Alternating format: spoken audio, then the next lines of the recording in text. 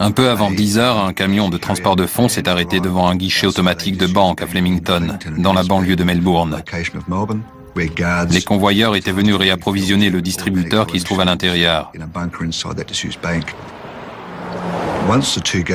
Après avoir pris toutes les mesures de sécurité nécessaires, Mohamed s'est posté à l'extérieur de la banque pour surveiller la rue, pendant que Rebecca portait les sacs contenant l'argent à l'intérieur. Et c'est au moment où elle est entrée dans la banque que Mohamed a vu deux hommes surgir de l'arrière d'un pick-up rouge stationné sur sa gauche.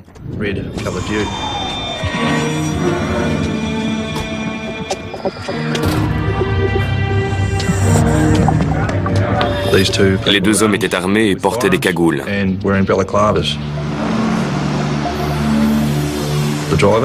Le chauffeur du fourgon a pu voir les deux hommes dans son rétroviseur et il a su qu'il s'agissait d'un braquage. Il a tout de suite quitté les lieux et a contacté la police pour l'informer qu'un vol à main armée était en train de se produire. Rebecca et Mohamed se sont précipités à l'intérieur de la banque, dans la chambre forte, mais ils n'ont pas eu le temps de fermer la porte derrière eux.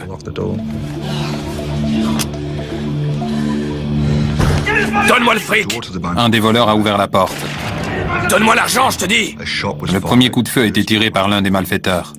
File le fric! Il a menacé les deux convoyeurs pour qu'ils lui donnent l'argent qui se trouvait dans les sacs à l'intérieur de la chambre forte. Mohamed et Rebecca ont fait feu pour se protéger.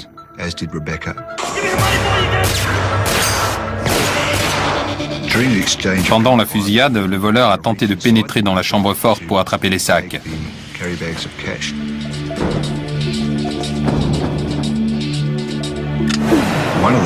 L'une des balles est passée si près de la tête de Mohamed qu'il a pu sentir la chaleur du projectile qui fusait.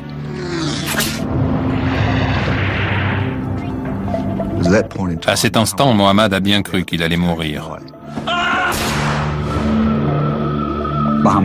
Mohamed s'est aperçu qu'il ne lui restait plus qu'une balle dans son arme. Il savait qu'à la première occasion, il devrait tirer sur l'homme cagoulé.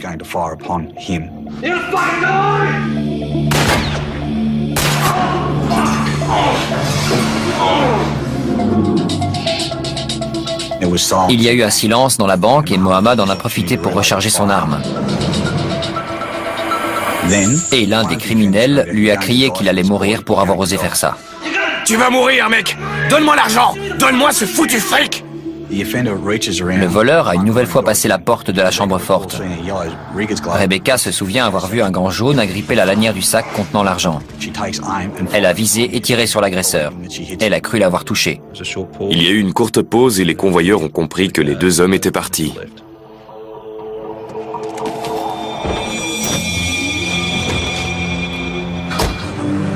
Ils sont sortis à temps pour voir le pick-up rouge partir sur Racecourse Road.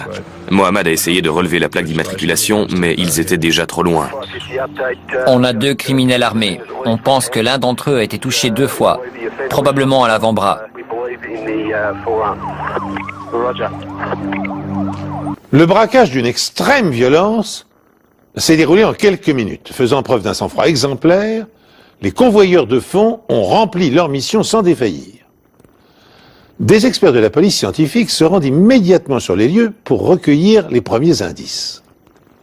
Si Rebecca a touché à 2 reprises l'un des agresseurs, il a sans doute laissé sa carte de visite sur le sol de la banque. À l'extérieur de la banque, il y avait 2 morceaux de bois sur la route, et on a pu y relever un peu de sang. Il y avait aussi des gouttes de sang sur le carrelage juste à l'entrée de la banque.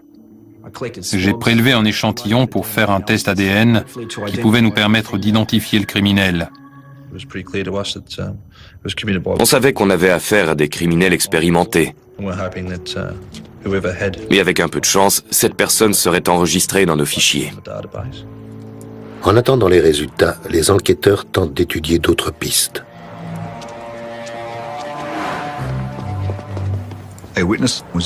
Un témoin passait à vélo sur Racecourse Road au moment du braquage. Il a vu 2 hommes cagoulés et armés se précipiter à l'intérieur de la banque.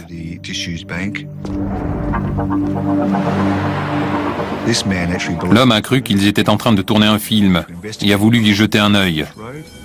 Il a traversé la rue et a essayé de regarder à travers la vitre pour voir ce qu'il se passait. Malheureusement, le reflet sur la vitre ne lui a pas permis de voir ce qu'il se passait à l'intérieur, mais il a entendu plusieurs coups de feu. Et à ce moment-là, il ne savait plus si c'était un film ou un vrai braquage.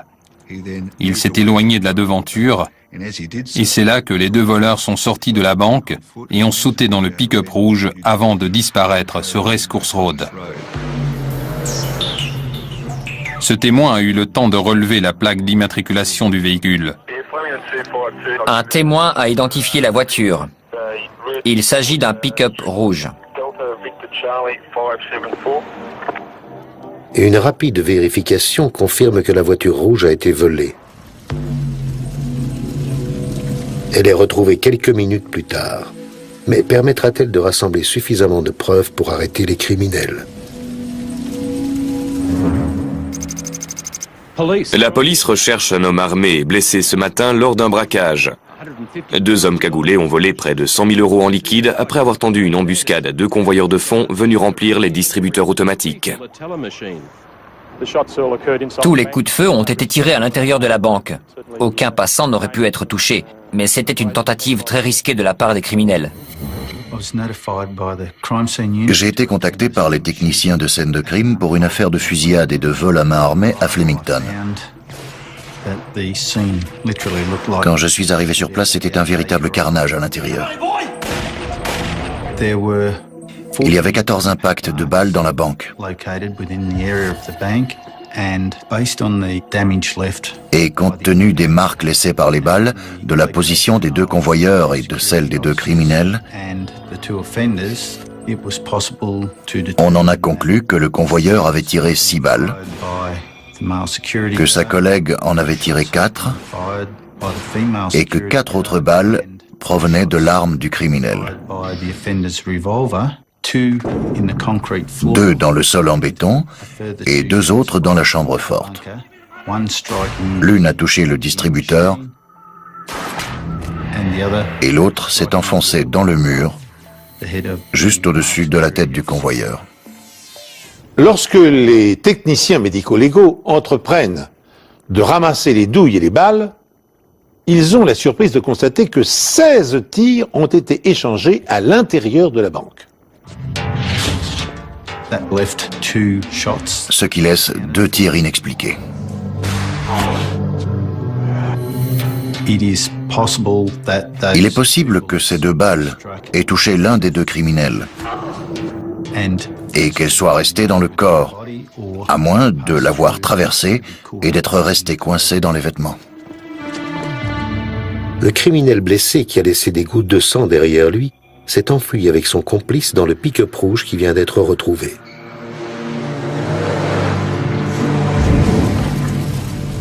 On a localisé la voiture, elle est en feu sur Mulgrave Street. On a au moins 3 ou 4 témoins qui ont poursuivi les criminels.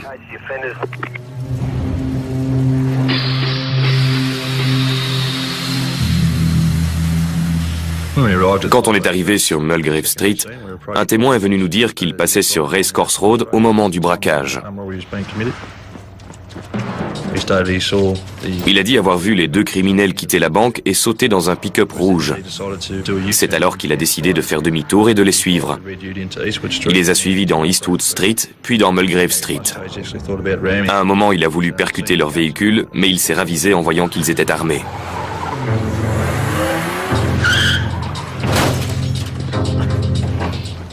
Il a vu la voiture percuter de plein fouet une barrière et le plus grand des 2 hommes sortir de l'arrière du pick-up. L'autre homme a retiré sa cagoule, mais le témoin était trop loin pour pouvoir faire une description détaillée de son visage. Ensuite, il a vu le plus petit des 2 verser un liquide sur la voiture avant d'y mettre le feu.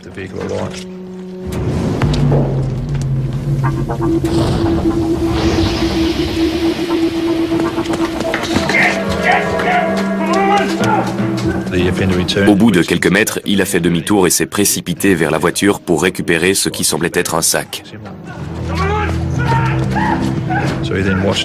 Il a ensuite vu cet homme courir avec un bras en feu et essayer de l'éteindre avec l'autre main.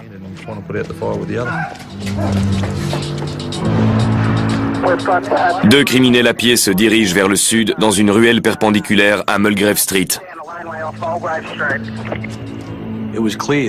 En mettant le feu à la voiture, les agresseurs voulaient détruire toutes les preuves. Malheureusement pour eux, le feu n'a pas suffi à tout éliminer. Il restait de nombreux indices pour la police, dont l'arrière du pick-up qui avait partiellement brûlé, une arme à feu et la voiture elle-même.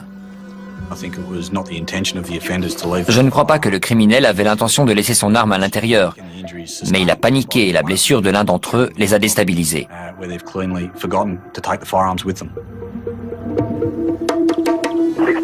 Il y a des taches de sang dans la ruelle. Nous demandons la permission de suivre les traces plutôt que de faire appel à la brigade cynophile. Permission accordée. Là où la voiture s'est encastrée dans la barrière, il y avait une ruelle qui partait vers le sud. Elle traversait Smith Street. Et dans cette ruelle, il y avait des traces de sang qui indiquaient que l'un des criminels saignait. Et vu la quantité et la nature des traces, on a su que sa blessure était grave. On a prélevé un échantillon de ce sang pour faire des tests ADN. Les traces de sang se sont mystérieusement interrompues dans Smith Street, ce qui voulait dire qu'ils avaient pris la fuite dans un autre véhicule. Il y a une mare de sang, il semblerait qu'ils se soient arrêtés quelques secondes avant de voler une autre voiture. Le jour du braquage, on a été contacté par la brigade criminelle. On m'a envoyé à une adresse sur Smith Street à Flemington. Un témoin avait vu les deux criminels courir dans une ruelle et monter dans une voiture garée juste devant chez elle. J'ai une description basique des deux hommes. L'un d'entre eux fait environ 1,85 m. Elle m'a dit avoir vu deux hommes. L'un d'entre eux portait une cagoule. L'autre était à découvert et elle a pu voir son visage. L'autre fait environ 1,73 m de corpulence moyenne. Il approcherait de la quarantaine et serait brun aux cheveux courts. Je lui ai posé des questions pour faire un portrait robot de cet homme qui ne portait pas de cagoule. On a reproduit son visage à la manière d'un puzzle. On commence avec les parties les plus caractéristiques du visage, celles dont peut se souvenir le témoin, que ce soit la coiffure, la forme de la mâchoire. Ensuite, on essaie de rassembler les pièces du puzzle pour aboutir à un visage complet. La création d'un portrait robot par ordinateur est un travail délicat qui peut prendre quelques heures ou une journée entière.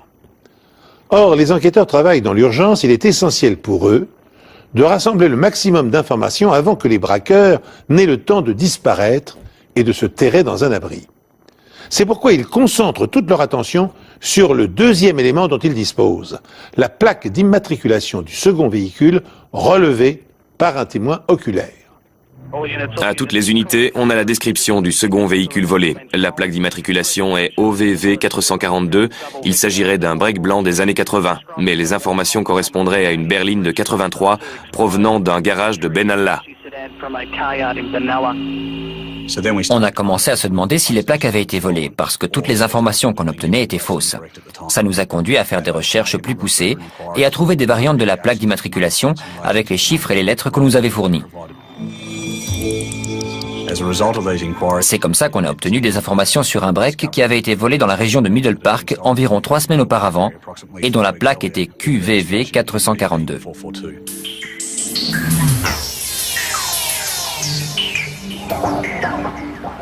L'erreur est rapidement corrigée, mais les criminels ont déjà pris de l'avance. Malheureusement pour eux, ils ont choisi la mauvaise voiture et la mauvaise porte de sortie. Quelques minutes après le braquage, la police a compris qu'elle a affaire à des professionnels. Et puisqu'en volant les 100 000 €, l'un d'entre eux a été blessé, la police a mis tous les hôpitaux de la région en état d'alerte. Elle cherche aussi activement le second véhicule de fuite.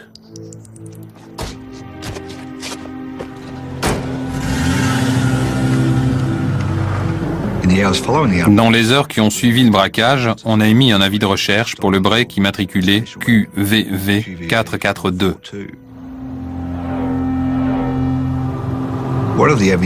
L'une des pistes susceptibles de nous fournir des informations était le nouveau système de péage de Melbourne.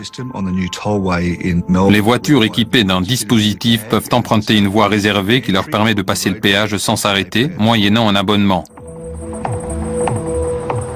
Mais si la voiture n'est pas équipée, des caméras détectent la fraude et le coupable devra payer une amende.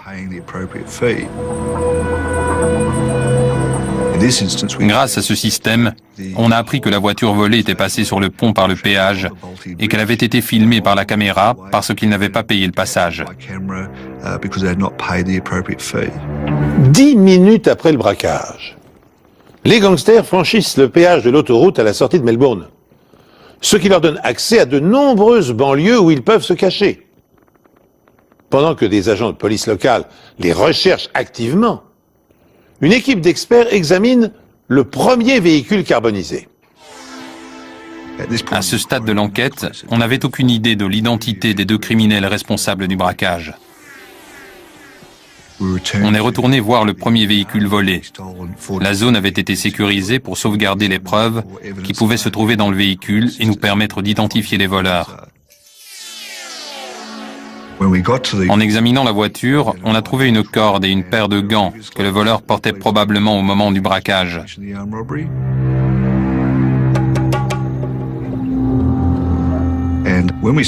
Et quand on a parlé au propriétaire de ce pick-up rouge, il nous a dit qu'il manquait des roues et des pneus et aussi que le reste d'armoire brûlée qui se trouvait à l'arrière du pick-up ne lui appartenait pas.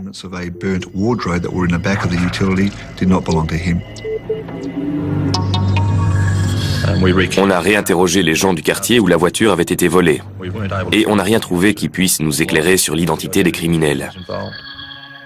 Mais les armes retrouvées à l'arrière du pick-up leur offrent une piste solide. Environ une semaine après le braquage, la balistique nous a contactés et nous a donné des informations sur les 3 armes à feu retrouvées sur Mulgrave Street avec le pick-up. Ils nous ont dit que 2 d'entre elles, le fusil de calibre 12 et celui de calibre 22, avaient le numéro de série effacé.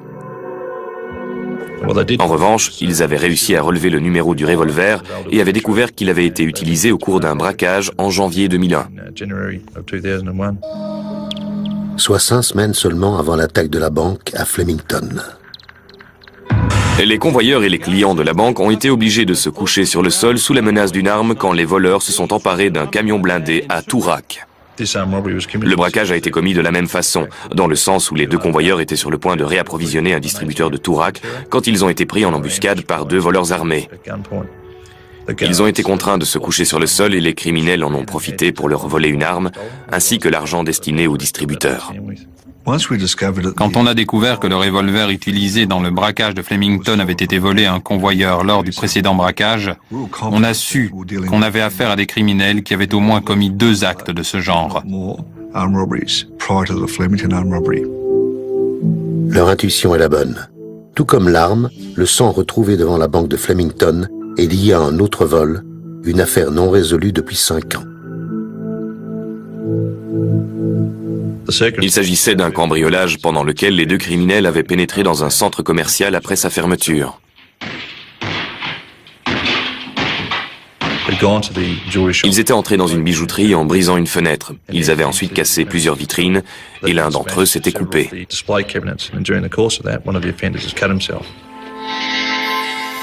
Sur le terrain, les enquêteurs responsables de l'affaire ont relevé un échantillon de sang. Le cambriolage de la bijouterie avait été parfaitement préparé et exécuté. Et plus de 32 000 € de bijoux avaient été volés. Le problème est que même si les enquêteurs savent que le sang retrouvé à la bijouterie et celui de Flemington appartiennent à la même personne, aucun criminel n'est ressorti du fichier ADN. La bonne nouvelle, c'est que maintenant le portrait robot est terminé. On a transmis le portrait robot ainsi que les détails du braquage à toutes les polices de Victoria, ainsi qu'à tous ceux qui s'occupent des affaires de braquage dans toute l'Australie.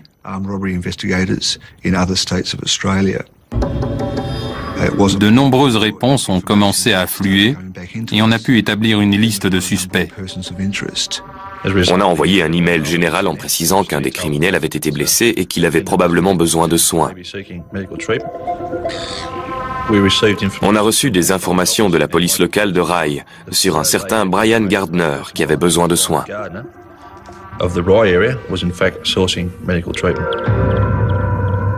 Brian Gardner était connu de la brigade de répression du banditisme, même s'il se limitait généralement à des cambriolages et à des petits délits. Au départ, il n'était pas considéré comme quelqu'un susceptible d'atteindre le niveau de violence du braquage de Flemington. Mais quand on a reçu cette information de la police de Rye, il est devenu notre suspect numéro 1. Quand les enquêteurs cherchent à localiser Brian Gardner dans la ville de Rye, ils découvrent qu'il est susceptible de s'être réfugié à plusieurs adresses.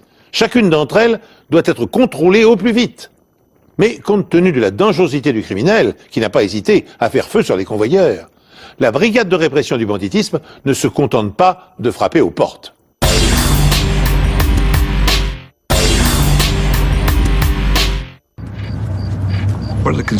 La brigade savait qu'elle recherchait un homme probablement armé, désespéré et blessé, et susceptible d'utiliser une arme pour ne pas se faire prendre.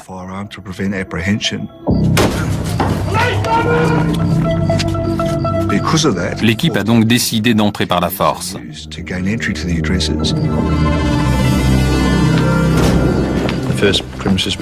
La première maison qu'on a fouillée était inoccupée.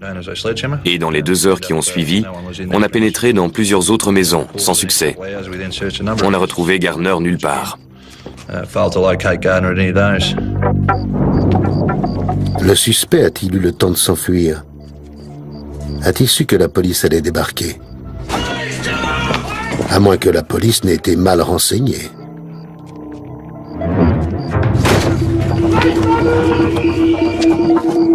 Les enquêteurs fouillent toutes les propriétés susceptibles d'abriter leur suspect numéro 1. Mais toutes leurs tentatives se soldent par un échec. On a cerné toute la zone autour de Rye pour s'assurer que toutes les sorties et tous les points d'accès de la ville étaient sous la surveillance de la brigade, au cas où Gardner apprendrait qu'on le recherche et qu'il tenterait de quitter la région. On a eu plusieurs autres adresses auxquelles on s'est intéressé. On a chargé des policiers de surveiller chacune de ces résidences pour voir si quelqu'un entrait ou sortait. L'une de ces maisons éveille l'intérêt de la police. Les 2 officiers qui surveillaient cette adresse ont vu 2 hommes quitter les lieux en voiture.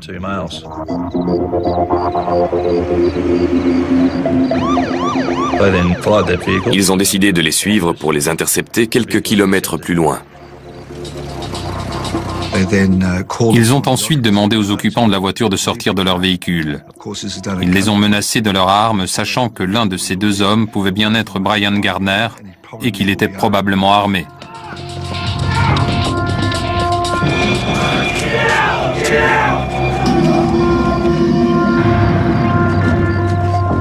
L'un des officiers s'est ensuite approché de l'arrière de la voiture où il a vu une personne couverte d'une sorte de couverture blanche. Il lui a également ordonné de sortir de la voiture, mais apparemment, il ne pouvait pas.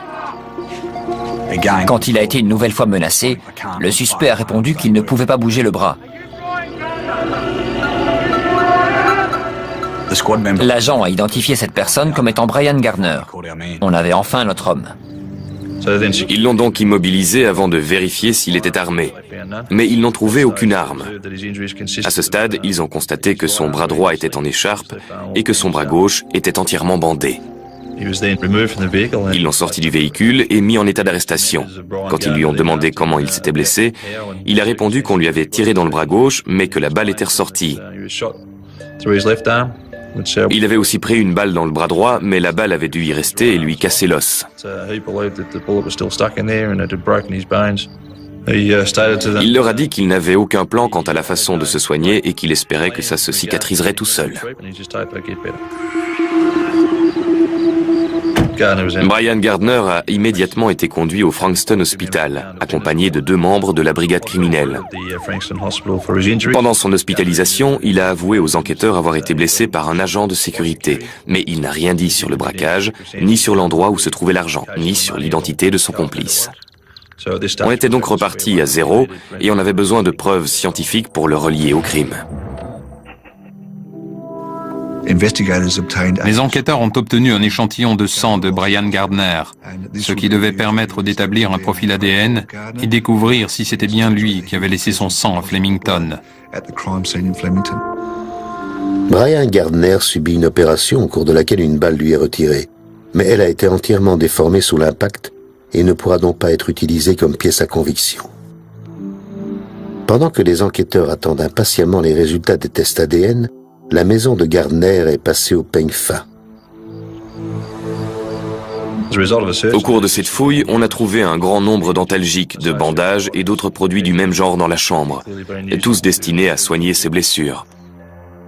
Il y avait aussi une grosse moto dans son salon. Elle avait l'air neuve et ça pouvait être le signe d'un enrichissement récent. On a posé la question à sa femme qui nous a dit qu'ils avaient emprunté 16 000 € pour acheter cette moto. Vu le contexte, on a trouvé ça plutôt bizarre. On a parlé à l'ancien propriétaire de la moto qui nous a fourni un certain nombre d'informations.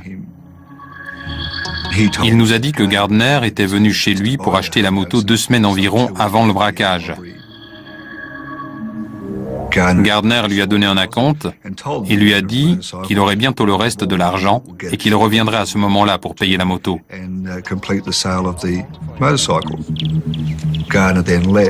Et puis Gardner est reparti. 2 jours après le braquage, la femme de Gardner est allée chez le propriétaire de la moto pour payer les 16 000 € qu'il restait à verser.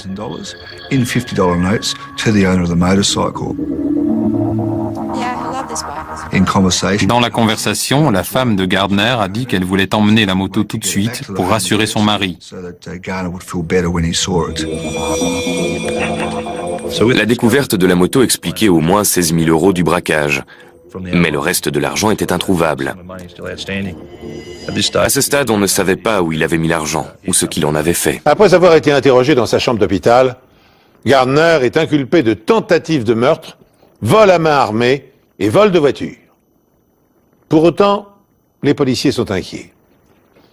Parviendront-ils à rassembler les preuves matérielles suffisantes pour maintenir leur chef d'accusation devant un tribunal? La nuit de l'arrestation de Brian Gardner a été plus chargée que prévu. Les enquêteurs ont appris un peu plus tard ce soir-là que le break blanc qu'ils recherchaient a été repéré à moitié calciné sur le parking qui se trouvait derrière la banque. Ce véhicule ne pouvait pas avoir été abandonné à cet endroit avant cette nuit-là parce que la zone était constamment surveillée. C'est une zone très fréquentée où la police patrouille régulièrement. On était plutôt satisfait d'apprendre qu'elle avait été abandonnée cette nuit-là. Il y avait 2 façons de voir les choses à ce stade. Soit le criminel s'était dit qu'il fallait se débarrasser de toutes les preuves à ce moment précis, soit c'était pour narguer la police, du genre « arrête-moi si tu peux ».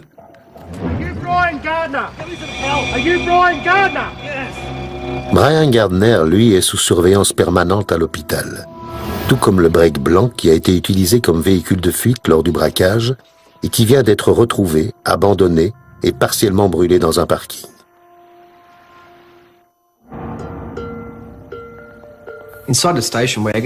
À l'intérieur du break, on a retrouvé des pneus et des planches de bois. C'était des planches avec un papier fleuri dessus. Et puis des boîtes dans lesquelles on range les billets. Le genre de boîte qu'on utilise pour transporter les billets destinés aux distributeurs. Et celle-ci portait un numéro indiquant qu'elle venait de la banque de Flemington. On a aussi retrouvé un grand sac en vinyle à l'arrière de la voiture. Et c'est dans ce sac que se trouvaient les boîtes à billets. À l'avant de la voiture, on a retrouvé une grande quantité de sang, ce qui indiquait que la personne qui s'était assise à cette place avait beaucoup saigné. J'ai fait un prélèvement pour des tests ADN. On avait la quasi-certitude que ce sang était celui de Brian Gardner, qui s'était fait conduire par son complice alors qu'il fuyait la banque de Flemington après le braquage. On a contacté le propriétaire du break pour qu'il nous dise si ce qui se trouvait à l'intérieur lui appartenait.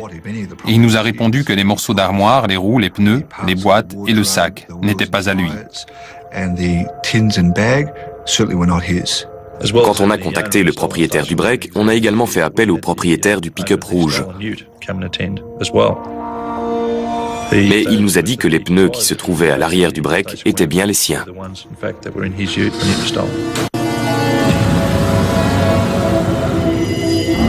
Avec cet incendie manqué, la police a désormais un lien entre les deux véhicules.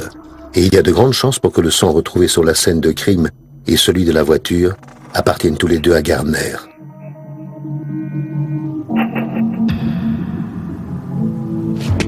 Mais pour le moment, la police n'a aucun indice sur l'identité de son complice.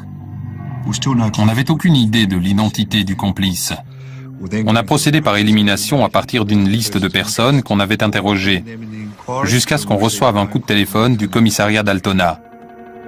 Une personne du nom de Michael Coates s'était présentée au poste de police en disant que la brigade de répression du banditisme voulait lui parler au sujet d'un braquage à Flemington. On a trouvé ça bizarre. Pourquoi quelqu'un se présenterait-il au commissariat sans savoir ce qu'il s'était passé à Flemington? C'était vraiment très étrange et il fallait absolument qu'on étudie cette piste.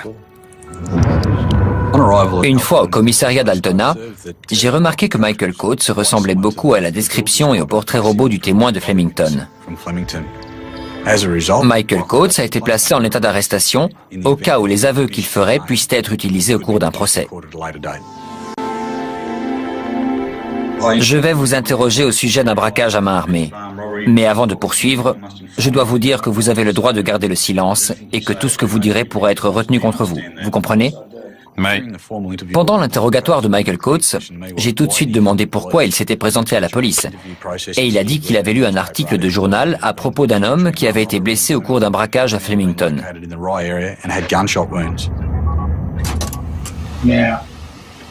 je suis de nature méfiante et je me suis dit que c'était peut-être quelqu'un que je connaissais et que, si c'était le cas, vous voudriez probablement me voir. Mais personne n'est venu me voir. Quelqu'un est venu à 9h ce matin pour me dire que vous me cherchiez, alors je suis venu. Cette personne était un agent de police? Non.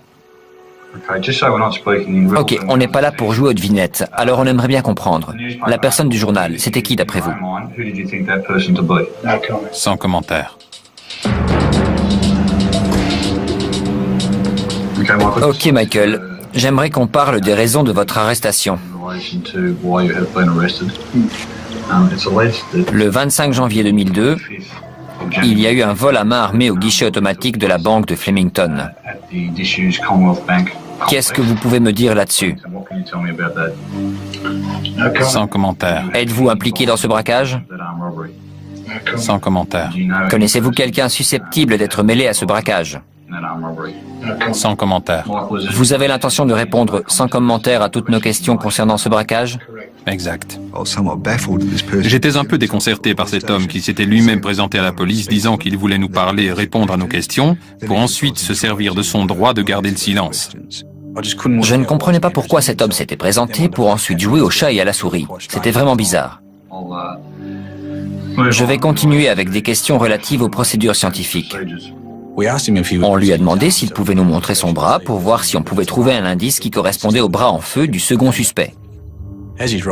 Quand il a remonté sa manche, on a relevé une marque de brûlure qui pouvait correspondre avec l'incident dont le second braqueur avait été victime quand il est retourné chercher le sac dans le pick-up en feu. Il nous a dit qu'il s'était brûlé en réparant sa moto. On a demandé à un officier de la police scientifique de venir examiner la blessure et il nous a dit qu'elle avait été causée par une brûlure récente. Je n'arrive pas à croire que Michael Coates ait pu être assez stupide pour se présenter de lui-même. Il correspondait au portrait robot et il avait une blessure susceptible d'être la brûlure du deuxième suspect. Les inspecteurs se trouvent face à une situation extravagante. Si Michael Coates est le second braqueur recherché par toutes les polices d'Australie, pourquoi s'est-il présenté spontanément au commissariat? Et pourquoi, une fois s'être mis dans la gueule du loup, refuse-t-il obstinément de répondre aux questions? Les traces de brûlure qu'il porte au bras semblent le désigner comme étant le complice de Brian Gardner, qui de son côté a avoué avoir été blessé lors d'une fusillade, mais qui nie toujours son implication dans le hold-up. Face à cette situation confuse et inexplicable, les policiers bénéficient d'une chance inespérée. Coates s'est présenté au commissariat à bord d'une voiture.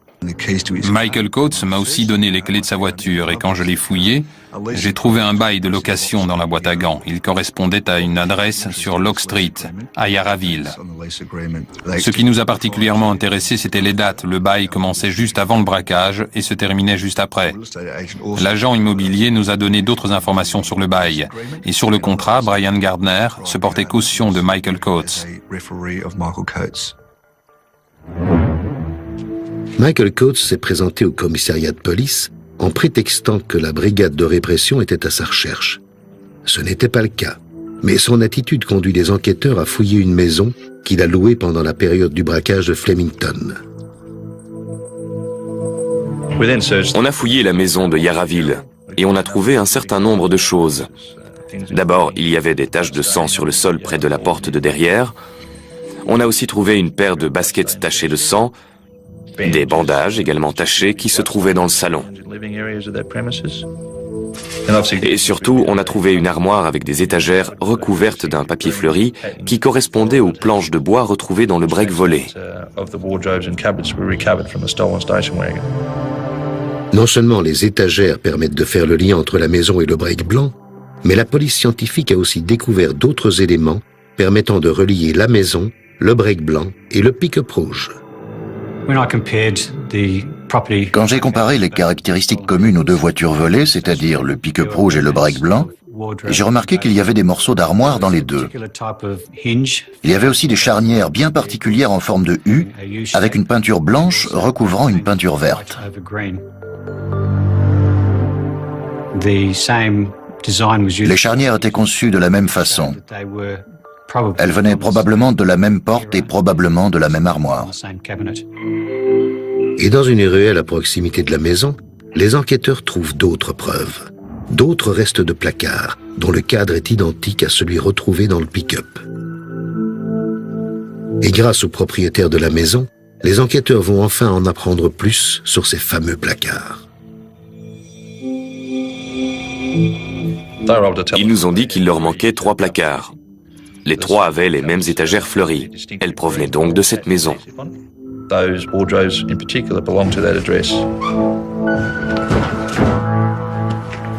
Au moment du vol, la maison était louée par Michael Coates. Tout concordait. Et les rapprochements ne s'arrêtent pas là. Dans le garage qui se trouve derrière la maison, on a trouvé un morceau de corde. Et on a tout de suite vu qu'il s'agissait de la même corde que celle retrouvée à l'arrière du pick-up rouge. Cette corde avait la même taille et la même structure que la corde retrouvée dans le pick-up. J'ai pu en conclure qu'il y avait de grandes chances pour que ce soit les mêmes.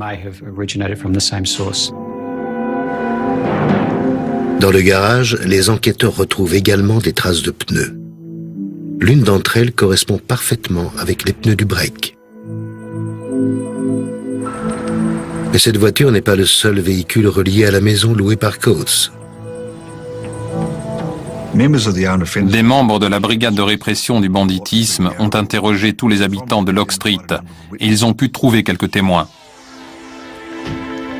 L'un d'entre eux a repéré une berline jaune moutarde garée devant la propriété au moment où a eu lieu le braquage de Flemington. Il a également vu un homme prendre dans le coffre ce qui ressemblait à un étui de fusil avant de l'emmener à l'intérieur de la maison. Mais la description de cette personne ne correspondait pas à Brian Gardner. Et on a appris que Brian Gardner avait eu une voiture du même modèle et de la même couleur. En poursuivant nos recherches autour de Locke Street, on a trouvé un cabinet médical. Et on a découvert que Michael Coates s'y était rendu plusieurs fois après le braquage.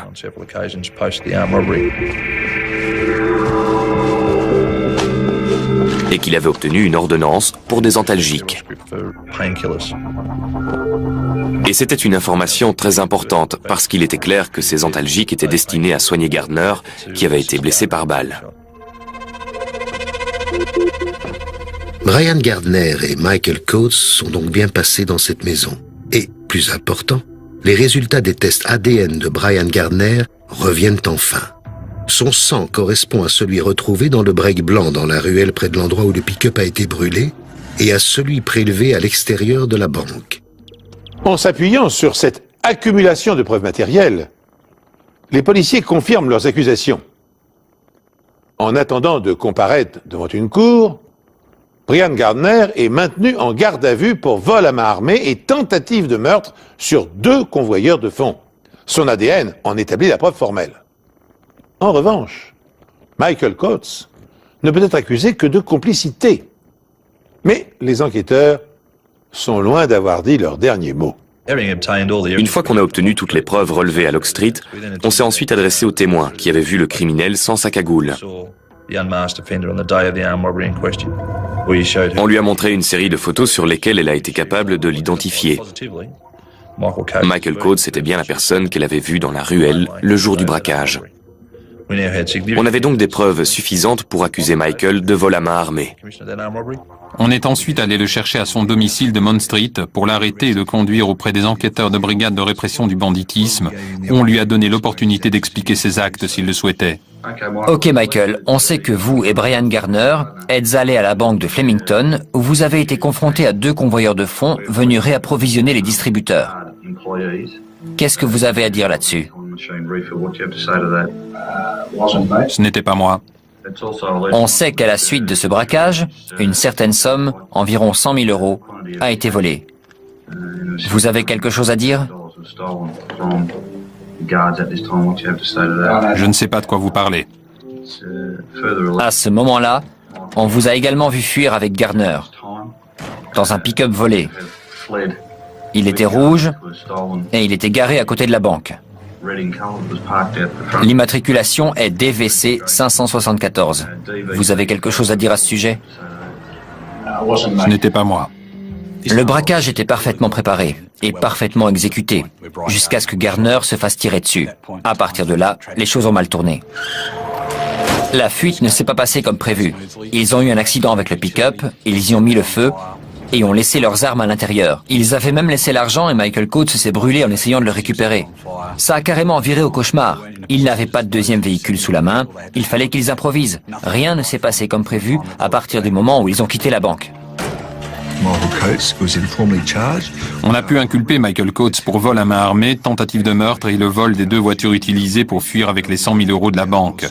Il a donc été placé en détention provisoire avec son complice Brian Gardner. Vous avez quelque chose à dire concernant les accusations portées contre vous? Sans commentaire. Vous avez d'autres déclarations à faire concernant cette affaire? Non. Je ne comprends vraiment pas pourquoi Michael Coates s'est présenté au commissariat d'Altona. On a plusieurs théories là-dessus. Il a peut-être eu le culot de croire que même si on découvrait la vérité, on n'aurait pas les preuves suffisantes pour le condamner. J'avoue que je me pose encore la question, mais là où il est maintenant, je crois qu'il va avoir le temps d'y penser et de s'apercevoir que ça a été sa plus grosse erreur. Au procès, les 2 hommes plaident non coupables pour la tentative de meurtre. Mais contrairement à son complice, Brian Gardner plaide coupable pour le vol à main armée et le vol de voiture. Ils sont condamnés pour ces 2 chefs d'accusation. Curieusement, à défaut de preuves balistiques, ils parviennent à se faire acquitter de la tentative de meurtre sur les convoyeurs.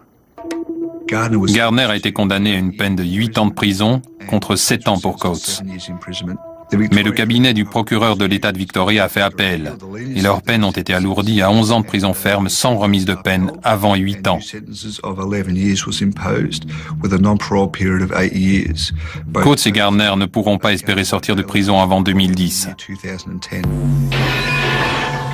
Gardner a également été condamné pour l'affaire du cambriolage de la bijouterie dans laquelle il a plaidé coupable.